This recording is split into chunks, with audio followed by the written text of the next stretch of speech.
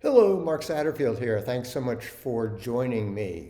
Today, let's talk about blogs. We're all familiar with the term, but despite that, a lot of us have questions about are they worth doing? What should I be communicating? What's the best format? Seems like a lot of work, et cetera, et cetera, et cetera. So here's my particular take on blogs, and hope it will be helpful to you. I view a blog as a tool, a reason, an excuse, a MacGuffin, call it what you will, to stay in touch with the people who are both subscribers on your list, as well as a mechanism for attracting new people into your community. So it has a couple of different purposes, and I think it's something that you definitely should be doing. Now, how often should you be doing it? Personally, my recommendation would be that you should do it once a week. And the reason is that there's just so much noise out there. If you only do it once a month, quite frankly, it just gets lost.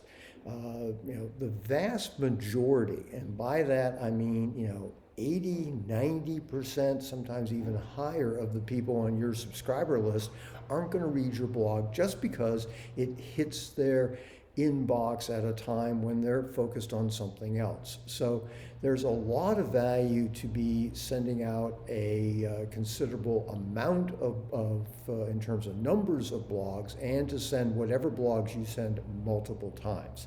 It isn't that people read and consume your information and then see it again and get bored. The real issue is that people don't see it the first time. So I would say make sure that you're sending out or creating a new blog once a week, and I would repost it or send that out at least a couple times a week. So what about a format? Should it be video? Should it be written? Well, the answer is it can be either or both. Now, naturally, I started in this business 30 years ago, and video wasn't a big part of the whole marketing mix. Today, video, people much rather watch a video than read something. So my personal strategy, and the strategy that I'm recommending for my clients, is to shift to this hybrid model, where we have a video on the top of the blog page, and then we have the text that follows. And the text hopefully provides additional insight, additional information, and the video can serve as a teaser, as an introduction, or simply the text can reinforce and reiterate what you communicate in the video. Either is fine. But the format I have found to be the best in terms of consumption, open rates, all of those kinds of metrics are when you combine the two. So the strategy is you create the blog, again, once a week, and I would send out at least 2 email teasers, if you will, to your subscriber base with a link to that blog. You can also use that blog post for posting on LinkedIn. And remember, one of the LinkedIn strategies to get people to opt in is by joining relevant groups, and you can post the link with teaser copy on that as well.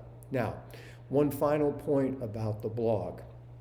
At the end of the blog, I would always have a call to action, which is basically what would you like people to do? And for those of us who are consultants, advisors, and coaches, the thing that we want people to do is to arrange for a consultation with you. And so you'll notice that at the bottom of all my blog posts is a button that people can click on to answer a few questions and facilitate the arranging a personal conversation with the two of us. So that's basically the structure. Not terribly complex. It does have a few moving parts to it, But we can also suggest that that's good because most people will look at this and they'll say, that's too much work. I'm just going to go back to relying on word of mouth and referrals. And again, nothing wrong with word of mouth and referrals.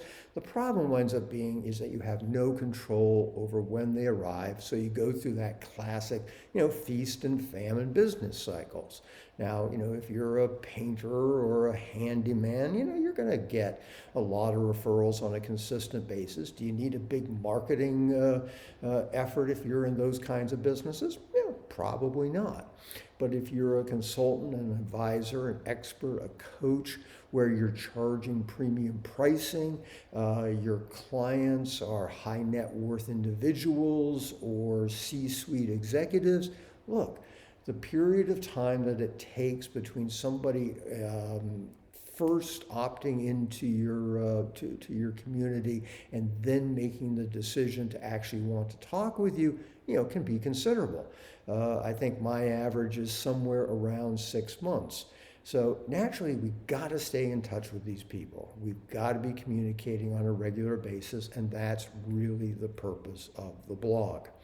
So I hope you found this helpful. Naturally, if you're interested in talking with me about your own specific marketing challenges, I'd love to chat with you. And not surprisingly, there's a button below the article that follows this video where you can facilitate that. But regardless, thank you as always for being a part of my community. And this is Mark Satterfield. Bye for now.